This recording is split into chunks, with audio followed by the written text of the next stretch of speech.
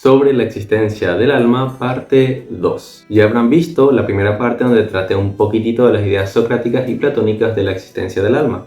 De hecho, de Platón hay mucho para decir, pero yo hoy ya voy a olvidarle a Platón, voy a dejarle en un segundo punto y vamos a proseguir con un argumento que yo considero interesante, llamativo e incluso novedoso. Yo creo que nunca anterior en la historia de la filosofía había escuchado un argumento de este tipo. Me parece que es muy interesante y que a ustedes también le va a llamar mucho la atención. El día de hoy quiero presentarles 3 argumentos y no solamente uno como lo hice la vez pasada, ya que la vez pasada yo quería explicar la incompetencia que tiene él o la teoría emergentista. Ahora bien, vamos a ir explicando primero, que para mí uno de los mejores argumentos es el que pone Santo Tomás de Aquino cuando habla de los principios, pero hay un argumento interesante también, que es el argumento, no sé la verdad si tiene un título esto, de lo que a nosotros nos parece evidente. Vamos a recordar un principio. Lo que parece verdad no tiene y no hay ninguna razón para afirmar que es verdadero. Lo que aparenta ser verdadero no es verdadero. No llega a ser verdadero, simplemente la apariencia. Para Kant, la apariencia va a ser el fenómeno, lo que a nosotros nos parece aparente. Por ejemplo, qué es realmente un tornado, qué es realmente la tormenta. Así, esos fenómenos nosotros entendemos que son fenómenos, pero para Kant todas las cosas son fenómenos. Todos los conocimientos que tenemos son fenómenos.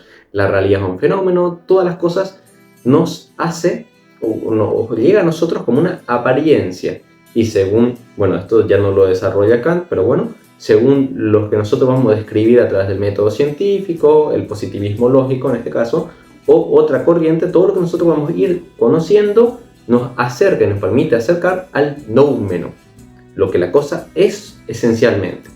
Entonces lo que Kant va a postular es que lo que nos parece real no es, ni hay una sola razón para decir que es real. Al contrario, hay razones para decir que lo que nos parece real no es real, porque existe el noumeno y es conocible el noumeno, o al menos se puede intentar llegar. Y por más que todo lo que dice Kant, en este caso yo estaría de acuerdo, no estoy de acuerdo en que si yo puedo verificar, aunque sea unas ciertas razones, sin llegar a conocer el noumeno, yo no pueda afirmar dicha cosa. Yo creo que se puede, y es lo que vamos a intentar hacer en este primer argumento. La existencia del alma para todos parece más que obvia, es súper obvia.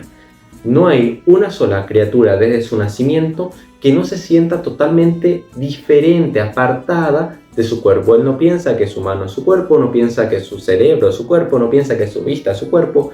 Piensa que él, o mejor dicho, cuando hablo de cuerpo me refiero a su entidad, es diferente completamente de su ser vivo. De hecho, esto todos los percibimos. A nosotros no nos parece raro leer una novela e imaginar como que en esa novela el personaje se transforma en diferentes seres. O seguramente muchos de ustedes han de conocer Ben 10, ¿verdad? Es el chico que tiene un Omnitrix, es decir, un instrumento alienígena que le permite transformarse en diferentes alienígenas.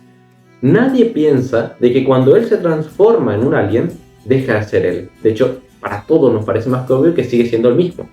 Pero piensen, ¿qué acabó de pasar? Toda la estructura molecular de su cuerpo, su cerebro, de todo lo que es su ser, acabó de cambiar. Pero absolutamente nadie piensa de que, 4 brazos, diamante o cualquier alien que él se pueda transformar, de repente ya no es Ben. Ben se llama el protagonista. Nadie. Todos pensamos de que sigue siendo Ben, solamente que ahora mismo tiene otra estructura molecularmente hablando. ¿Qué se sigue de esto? Que para todos, irónicamente, es más que evidente de que hay una distinción súper obvia entre el cuerpo y el alma, pero para todos, esto es universal, es súper obvio, ¿se entiende? Entonces, lo que se puede seguir de esta condición que encontramos es que para todos hay una diferencia, una distinción real entre lo que es el alma y el cuerpo, y nadie se va a poder jamás percibir como su materia misma. De hecho, nadie hace un diálogo con alguien que crea esto. El materialista, cuando te habla de ética, ya te está hablando de que hay un principio intelectivo y material que es capaz de tener ética. Cuando se habla de moral es lo mismo, cuando se habla de ética es lo mismo, cuando se habla de política, cuando se habla de filosofía mismo es lo mismo. Porque este principio debe de ser capaz, nos estamos refiriendo al alma, debe de ser capaz de ser completamente diferente, distante, alejado de la materialidad. Por eso él puede decir ideas inexistentes. Dijimos en la clase pasada, o el vídeo pasado, por ejemplo, los universales, los colores, el tamaño, la grandeza, lo pequeño, la igualdad, lo enorme, o etc. Son cosas que en realidad no existen como tal, pero la mente es capaz de hacerlo. El materialista no puede, irónicamente, negar ninguna de estas cosas. Va a tener que aceptar todas estas cosas para entablar un diálogo. En otras palabras, todos, literalmente todos, están aceptando en su mismo discurso que existe un principio intelectivo, que es un alma, diferente del cuerpo, y por eso usamos razonamiento, por eso usamos matemática. La matemática no es algo, digamos, material, es un concepto totalmente abstracto que se adecua a la realidad. Y así sucesivamente. Es decir, el hombre constantemente en una reflexión filosófica, o lo que sea, siempre presupone de que hay un principio intelectivo diferente al cuerpo. Pero siempre, y eso es lo más interesante. Entonces, aparentemente, subyace siempre una realidad inmaterial, aparentemente. Por lo tanto, ¿qué podríamos decir de esto? Que probablemente ha de existir el alma, o al menos es imposible hacer cualquier razonamiento sin presuponer la existencia del alma, porque el razonamiento presupone de que la mente, que no es, ¿cómo decir esto?, mecanicista, no es causa y efecto, porque eso es la materia, no está según unas leyes, porque si está según unas leyes, yo no tengo voluntad. Lo que yo estoy haciendo ahora, esta reflexión, es en base a la voluntad, en teoría. Pero si es pura materia, no puede ser que yo esté haciendo esta reflexión. Esta reflexión no parte de mí, sino que parte de la materia. Y todo lo que yo estoy diciendo, haciendo, hablando, explicando, pero literalmente todo, es una acción de las causas que me preceden y que yo, por lo tanto, soy su aspecto. Si se dan cuenta, nadie cree eso. Absolutamente nadie cree que esto es así. Y bueno, entraríamos en el ámbito de la creencia. Uno dirá, sí, pero lo que uno cree no es que sea. Bueno, está bien, pero no hay ninguna razón para creer que dicha creencia no es cierta. Ahí está el punto. Todos asumen directamente este rol que tiene el alma. Un principio intelectivo, volvemos, totalmente apartado y diferente del cuerpo. De hecho, es algo muy similar a lo que va a plantear Santo Tomás de Aquino. Yo creo que es tal vez lo más cercano a este argumento moderno. Se sigue de esto que si no hay ninguna explicación o no hay ninguna razón para que esto sea falso, si es que, repito, no hay ninguna razón para creer que esto sea falso, por lo tanto, el alma existe. Sí, o al menos es la deducción más obvia. No estoy diciendo acá de que una deducción, vuelvo y repito, necesaria, sin falta, esto debe ser así, etc. No. Simplemente que entre decir que no existe y existe, lo razonable es decir que existe. Y ya si alguien me sale con una ideología y dice, no, pero solamente podemos afirmar lo que es rotundamente verificable. Es decir, el agnóstico que dice, yo no puedo afirmar ni sí ni no porque no tengo razones suficientes. No, yo creo que hay más que razones suficientes. De hecho, creo que lo que he presentado es una razón más que suficiente para decir, claro que en mí existe un principio que me permite a mí operar sobre la realidad material y que sin embargo yo no estoy adecuado en el sentido de que la materia no es que afecta sobre mí y todos mis pensamientos, todo lo que digo, todo lo que hago, todo lo que subyace en mí es literalmente producto de la materia. Al contrario, yo creo que todo lo que subyace en mí está intentando comprender la materialidad, está intentando expandirse a la realidad. Entonces es una naturaleza expansiva y no es propio de la materia ser expansiva en cuanto a inteligencia, eso no tiene ningún sentido. Entonces yo creo que prácticamente podemos decir que aparentemente parece que existen dos sustancias, o al menos coprincipios del alma y del cuerpo, totalmente diferentes entre sí. Una inmaterial, otra material. Una única y puramente formal, según Santo Tomás, y la otra compuesta de materia y de forma. Ese es el primer argumento. Espero que se haya entendido. Si no se entendió, por favor, repítanlo, porque yo creo que es suficiente para poder comprender, porque no quiero ser tampoco tan redundante. A fin de cuentas, este argumento se basa en la apariencia y uno al analizar esto puede darse cuenta que sí, que la apariencia todos, pero no es que no hay una sola persona que cree que esto no sea así. Si es que lo hay, literalmente está negando su existencia. Es decir, ¿qué es lo que existe? No existe un yo, porque la materia no tiene un yo. Pero si la materia tiene un yo, ese yo no es material, no puede ser, por eso, o si no, no sería yo, sería simplemente átomos y moléculas. Si es yo, entonces ya no es material, es un concepto psicológico, espectro, no importa cómo lo digan, pero a fin de cuentas no es material. Perfecto.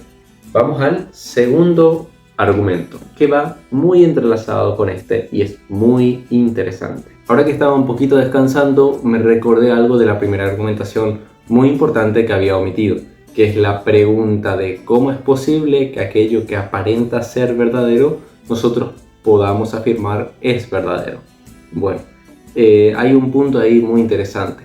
Si yo dijera, por ejemplo, que el mundo sensible es una ilusión, ¿se puede demostrar que mi afirmación es falsa? Pregunto, ¿se puede demostrar? No. Porque todo método que hagamos, no importa qué tipo, filosófico, materialista, método científico, da igual, es una ilusión también. Toda esa construcción que hagamos es inútil frente a la afirmación, todo es una ilusión, inclusive esa afirmación. Pero ¿qué ocurre? No hay ninguna razón suficiente para creer que todo el mundo, el universo sensible, es una ilusión. ¿Se entiende? Es decir, por más que no podamos demostrar en ningún sentido de que la afirmación todo es una ilusión es falsa, sin embargo, no hay ningún motivo para creer que así lo sea. Al contrario, hay muchos motivos para creer que sí lo es. Por ejemplo, nuestra propia existencia. Yo me siento que existo, yo siento que las cosas existen. Irónicamente es una argumentación a partir de lo sensible. Pero se dan cuenta, todos usan el mismo razonamiento para estas cosas. Sin embargo, ¿por qué habríamos de cambiar el razonamiento cuando se trata del alma, siendo que es el mismo caso? Una afirmación gratuita, es decir, el alma es puramente material y es parte necesaria simplemente del cuerpo, es una afirmación tan gratuita como decir el mundo sensible es una ilusión. Son literalmente la misma afirmación gratuita. Ahora sí, empecemos con la segunda argumentación. Vamos con la Suma Teológica de Santo Tomás de Aquino, parte 1, el artículo 1 de la cuestión 75. Santo Tomás responde en una parte, voy a leerles directo la solución que él da. Dice lo siguiente: si el alma es parte y simplemente del cuerpo, dice así Santo Tomás. Aun cuando la falsedad de esta opinión puede ser demostrada con muchas razones, sin embargo, tan solo mencionaremos una por la que, de un modo más general y seguro, resulta evidente que el alma no es cuerpo. Y empieza. Es evidente que el principio de cualquier operación vital no es alma, pues, de ser así, el ojo sería alma, ya que es principio de visión. Lo que está intentando mostrar es que principio de vitalidad no es igual a alma, porque el principio de la vista no puede ser el alma, es el ojo, y el ojo no es el alma. Entonces hay una diferencia entre estas dos cosas. Continúa. Lo mismo puede decirse de los otros instrumentos del alma, pero decimos que el primer principio vital es el alma, aunque algún cuerpo pueda ser un determinado principio vital. Como en el animal, su principio vital es el corazón. Sin embargo, un determinado cuerpo no puede ser el primer principio vital, ya que es evidente que ser principio vital o ser viviente no le corresponde al cuerpo por ser cuerpo. No es que el cuerpo por ser cuerpo, entonces es principio vital. El corazón tiene una función, las arterias tienen otra función.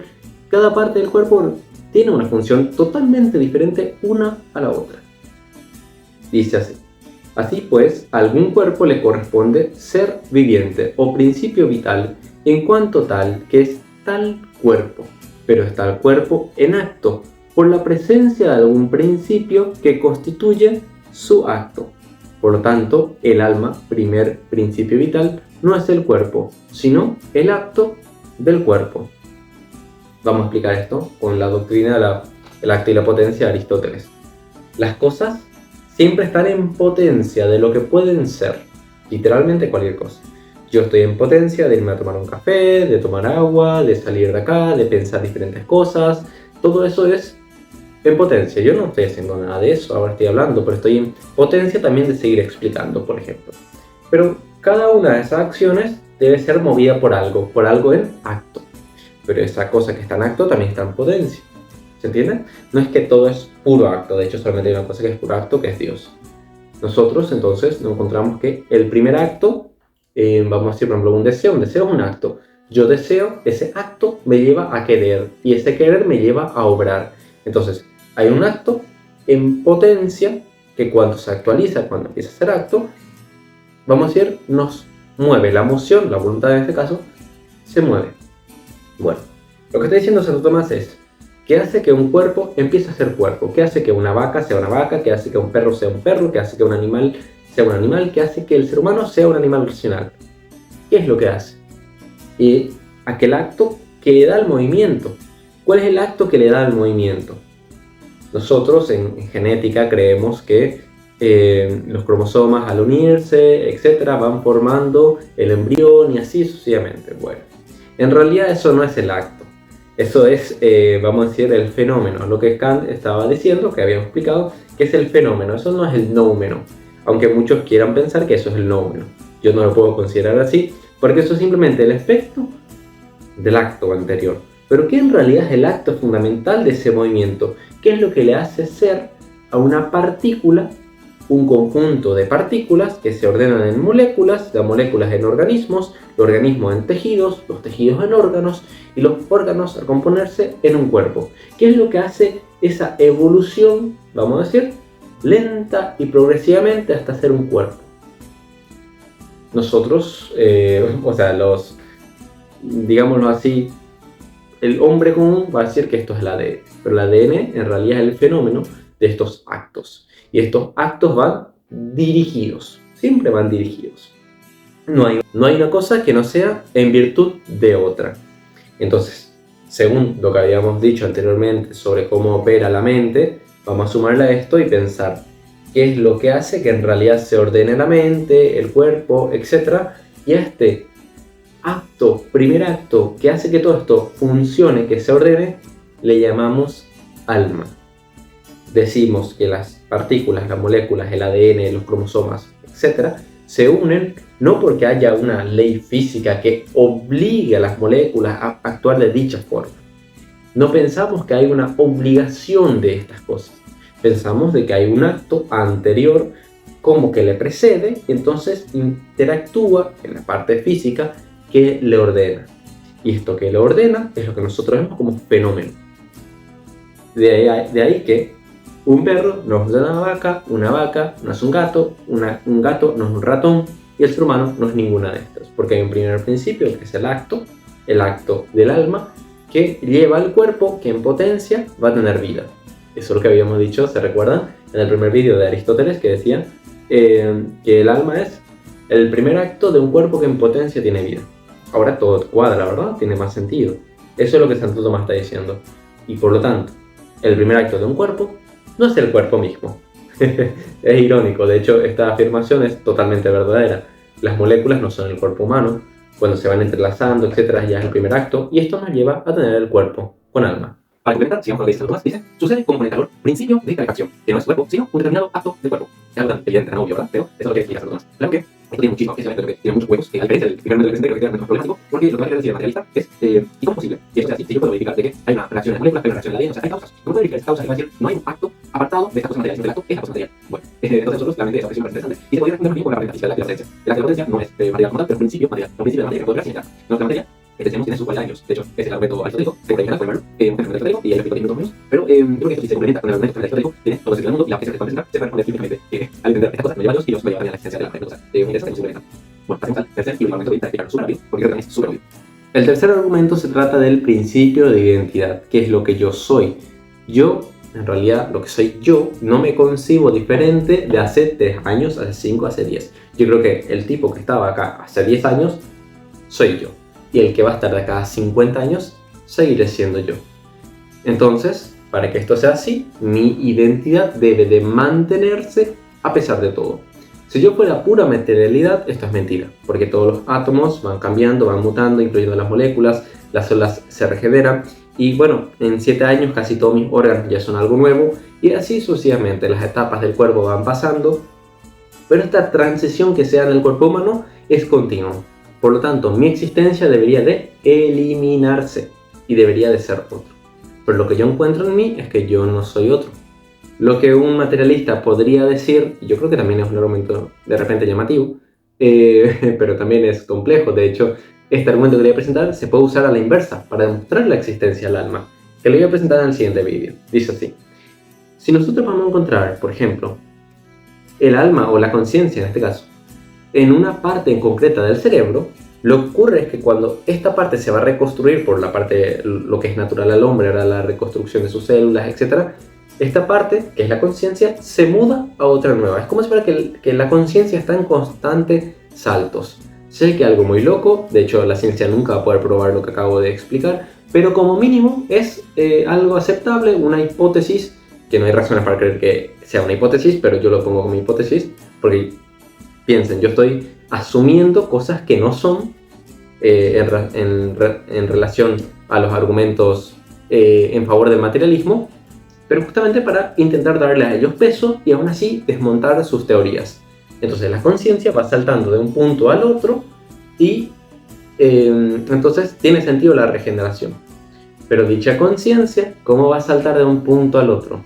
Como si no fuera material, como si no fuera materia. Entonces esa parte jamás se regenera, esa parte jamás es algo nuevo, esa parte es intransitoria. Y lo que es intransitorio no es material, porque la materia siempre está en transición, ya sea por el calor, el movimiento, la energía, cualquier principio de física, ya sea la termodinámica, no importa, siempre está en transición. Y si eso no está en transición, lo único que demuestra es que hay un principio inmaterial en la mente, en el cerebro en este caso, y que nos hace ser lo que somos. Y este principio continúa en toda nuestra vida y nos hace ser quienes somos. Por eso, si yo pierdo ahora la memoria, le voy a presentar en el siguiente vídeo estas cosas, si yo pierdo la memoria, tengo el mismo comportamiento. Piensen, por ejemplo, en las personas con Alzheimer. La persona con Alzheimer te trata de la misma forma, como si fuera que toda la vida, por ejemplo, fue tu mamá, fue tu conocido, etc., como si fuera que siempre fue. Pero no se recuerda a vos, él no sabe nada de vos. También las personas que sufren accidentes tienen un comportamiento igual a la que tenían antes de perder la memoria. ¿Esto cómo puede ser? Porque hay un principio de identidad que no tiene relación, irónicamente, a la memoria. No tiene relación al recuerdo, no tiene relación a la parte más significativamente material. Se concluye, por lo tanto, que hay un principio de identidad que se mantiene y perdura en el tiempo. Y esos fueron los 3 argumentos a favor de la existencia del alma que hoy les traigo. La vez pasada fue uno solo, esta vez fueron 3. Aunque la vez pasada también complementé con el tema del emergentismo. También aprovecho para responder a algo que pusieron en el anterior comentario del otro vídeo, que es: ¿por qué la iglesia no cree en la preexistencia de las almas? Para ser sencillo, porque la revelación no enseña eso. Dios crea el alma en un momento dado, y ese momento dado es cuando irónicamente se infunde el alma. De lo contrario, diríamos que Adán y Eva estuvieron su alma preexistiendo con Dios, quién sabe cuándo, en un momento dado de la eternidad. Y no, Dios creó el mundo y también a la vez que creó, empezó a crear seres humanos infundiendo el alma racional. Espero que les haya servido, denle un like, compartan, guárdenlo y déjenme en los comentarios qué les parece y qué argumento de repente les podría traer la próxima.